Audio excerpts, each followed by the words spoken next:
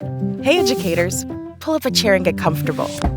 We know you're busy, so we've put together this crash course to help you introduce computer science to your students. In this video, we'll cover an introduction to CS First, why CS First works for students, and how CS First is built for teachers. CS First is Google's easy-to-use computer science curriculum. Students work on projects in a user-friendly coding editor called Scratch for CS First.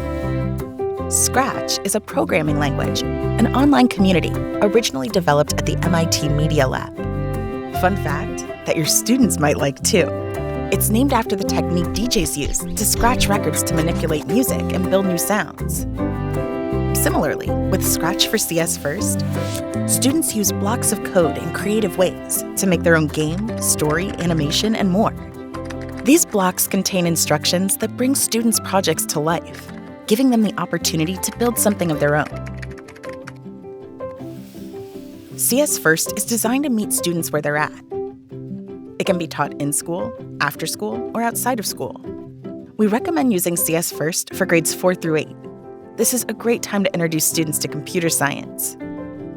From music to art to sports, there's something for every student, so you can better tap into kids' passions in the classroom. And with so many lessons to choose from, CS First empowers students to see themselves as creators of their own story. Learning computer science will open your students up to whole new ways of thinking. They'll start to problem solve more creatively, work more collaboratively, become more confident with technology, and challenge themselves to try new things.